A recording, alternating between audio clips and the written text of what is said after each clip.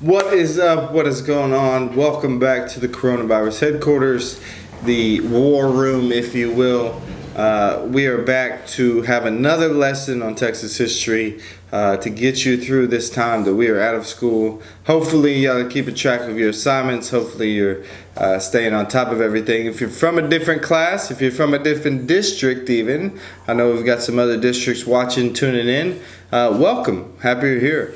It's my pleasure to do these videos and help y'all stay as normal as possible and get some schooling as best that you can while we're out of school during this coronavirus. Without further ado, let's jump into the computer. Today we're talking about the immigration into Texas. But before we get there, we need to talk about the Compromise of 1850. Now, if you tuned into the last lessons in the last unit, we talked about the Compromise of 1850 because it kind of went with that area, right? It was 5 years after Texas annexation, but it did kind of fit in there. But chronologically, we need to talk about it right now. So Texas thought that all of the land west of the Rio Grande belonged to them, but the United States did not agree. And so Congress is going to pass the Compromise of 1850, where Texas was paid $10 million to give up that land, and then they were allowed to take that money and pay off their debts and invest in their public school system that Maribou Lamar had gotten started during his presidency.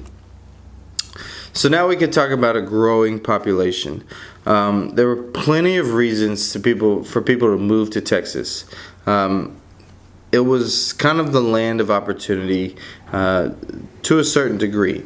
If you were a person that you wanted to work hard and make something for yourself, Texas was a perfect place for you to be. Now, if you were a person that was looking for the gold or whatever like that, it's gonna come later on. But Texas probably wasn't the place for you to be. So Texas was an agricultural-based economy. So it made people that were going to come, they had to be willing to work. So there was lots of open land. There were many jobs available, mostly in the agriculture industry, like we talked about. And people came from all over, countries, states, everywhere, just to escape challenges or start over, and some people sadly even came as slaves because Texas was a slave state. So the term that the United States citizens were using is "gone to Texas." There's a famous saying out there that came during the Revolution. It says, "Y'all can all go to hell, I'm going to Texas." Okay, so "gone to Texas" was a phrase that a lot of people used to say, "Hey, I'm gone to Texas." So they may put it on their shop door, or they may put it on their house door, just GTT, and everybody knew that was "gone to Texas." And this phrase is still used today, and you may hear some songs and maybe in some books and literature and stuff like that. So "gone to Texas" is the term that you could hear if you're listening for it. So why did people immigrate? I mean, we talked about people escaping challenges. So what were those challenges? Number one, you had crop failure. So if you're dependent on your land, you're dependent on your crops. And if you have a drought or it doesn't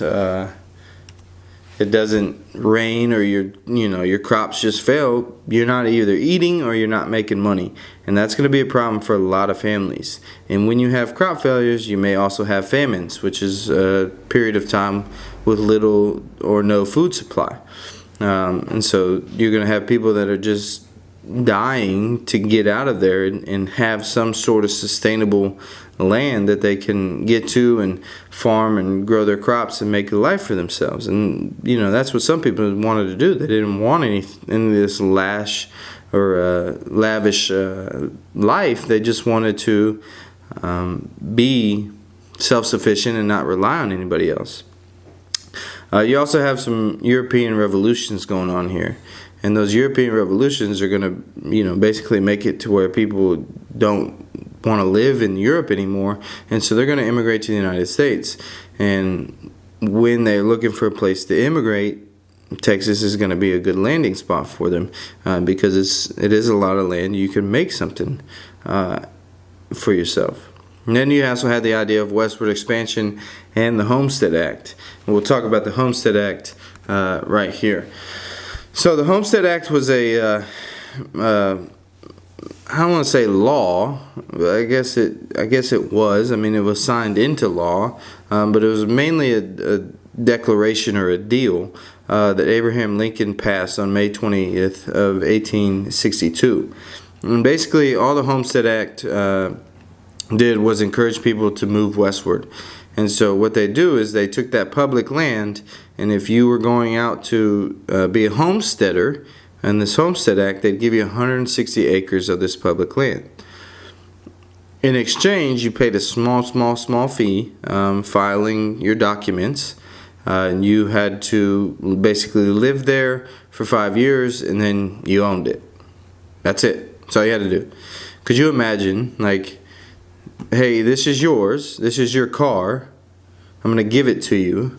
All you have to do is drive it for 5 years, and it's yours. Easy, right? No problem. So that's basically the only requirement that these people had, right? Stay on this land for 5 years. It's yours. But there was a caveat. After 6 months of living there, they could outright buy the land. Now, this is a staggering price of $1.25 an acre. You can barely get anything on the McDonald's dollar menu for $1.25, even though it is a dollar menu. So $1.25 an acre for 160 acres, they could basically buy everything that they had, that they were living on, for $200. I cannot tell you how many times I did that math problem, because I was like, that's not right. There's no way that these people bought land for $160 or for $200 for 160 acres. No, it's right. I even resorted to getting out a piece of paper and doing it long, because I did not believe what my calculator was telling me. I was like, come on, $200? That's no way. But that's what it ended up being. So the homestead, they could easily buy that stuff after a season of crops. Maybe if they were super successful with their crop yield, they could easily buy their entire homestead for $200 after 6 months. So what was life like in these communities? I mean, we talked about people having to work hard, and that's everything that they did. So they were farmers, planters, ranchers, and they were working hard every day if they didn't have slaves.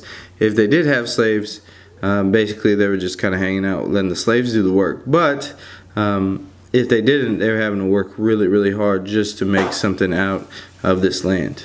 Okay, so what kind of transportation or communication are we talking about? We're talking about cell phones at this time. Can we pick it up and Snapchat our friends? No, unfortunately not. So you had a stagecoach, which was basically a horse-drawn carriage, steamboat, steam-powered engine to go up the rivers and down the rivers, railroads, telegraphs, and newspapers. Now the telegraph was kind of a new thing, and it kind of changed communication in the nation. So the telegraph is basically a system of beeps that is a code. It's called Morse code, and they were able to communicate with each other based on those beeps. So you'd have an operator right here who would receive a message, and with these headphones listen to the beeps and kind of write out what is being said, and then could easily send back another message with this thing right here, which is the actual telegraph machine. And it was all done through wires, very similar to telephone wires, but those frequencies would be carried around by the wire, and then they'd come into their destination, and that would be the message. So you may get beep beep beep beep beep beep beep beep beep beep beep, and that may mean, hey, I'm headed home. Do you want me to grab dinner? I'm just playing. Obviously, it wouldn't be anything like that. It's just important information coming across. And newspapers would be tuned into this stuff so they could then write stories about it and get it out to the locals, so that everybody was kind of in the know. It's sped up communications very rapidly here in the United States and in Texas. So the other big groups that came to the United States or to Texas were not United States, but they were actually European immigrants. So they came from all over Europe to come settle in Texas and make their homes in Texas and in Texas communities. So the first group that we have are the German immigrants, and this is by far the largest group that's going to come to Texas. They settled in New Braunfels, Fredericksburg, and Klein. Klein is kind of relevant to us. It's right down the street. Fredericksburg is up in the hill country. New Braunfels is kind of by Austin, in between Austin and San Antonio. All very big German towns, and they still have festivals to this day in these towns. If you go to Fredericksburg, there's a very big German influence there. New Braunfels is the same way. They have Wurstfest and things like that. But what did they bring with them? They brought language, they brought food, they brought those festivals that we talk about, and they brought their religion with them. Most of these groups that you're going to see are going to bring food and religion and language, basically. So every once in a while you'll have something like this, the festivals and things. And those German festivals, like I said, are still celebrated today. But German, largest group to immigrate to Texas from a different country. Other groups that we have are the Polish. They settled in Panna Maria, which is southwest of San Antonio. Actually, I know some people that live out there, and there's still big Polish influence out there. They brought food and language with them. We got the Czechs. Thank God the Czechs came to Texas, because without them, we would not have beautiful, tasty, loving kolaches. Okay, I'm not talking about pigs in the blanket with the sausage. No, I'm talking about the fruit and cheese filled in the middle, like we're seeing in this picture. Okay, pig in a blanket. I mean, we call them a kolache here in Texas, but let's be honest, it's basically a pig in a blanket. But they came and brought those kolaches with them, and like I said, they're going to bring food, language, religion. We also had the Irish settled in Refugio and San Patricio, coastal kind of areas, and then they brought food and language and dancing with them. And then we had the French, who mainly settled in the Dallas area and brought food and culture with them. So what does it mean to live in an agricultural society? So many settlers live and worked on farms. They basically lived and died by their farm. Either they owned it or they were working for somebody else. So fun fact, my grandfather was actually an immigrant from Germany, and he and his family spent the first probably 10-15 years in Texas working on a farm. And so basically the owner of the farm gave him and his family a house, and they got to live there. And his dad worked the farm, and when he wasn't in school, he was helping out too. And so most of these people were growing corn, cotton, beans, maybe raising some livestock and sheep for their wool and cattle, which is going to become a huge influence in Texas. But as we all know, in Texas, cotton is king. Now, in our region, you don't see it too much, but if you go about an hour down the road, you will see miles and miles of cotton fields. And they're just producing, it's a money-making machine down there to produce this cotton. And Texas has the perfect climate and soil to be one of the largest producers of cotton in the world, which we'll talk about when we get to the actual agricultural section of the year. But to know that those immigrants came and worked on farms and stuff is pretty important. But the cotton being king had some negative side effects for Texas. As we know that Texas was a slave state, and being that cotton is king, there were a lot of enslaved people that had to come to Texas, were forced to come to Texas and pick that cotton and work on plantations and farms and things like that. And so that was just kind of one side effect from the agricultural society. And that'll do it for us and the immigration portion of this unit. Hopefully you enjoyed it. Hopefully you got something out of it. I know that it's, not the same. It's not what we're used to, but hey, We're going to get through it together. We're going to all do it, and it's going to take all of us. And excuse me, I'm happy you're here. I'm happy that you're learning. Hopefully you're doing well, keeping track of everything, staying on top of it. Thanks for watching. We'll see you in the next one.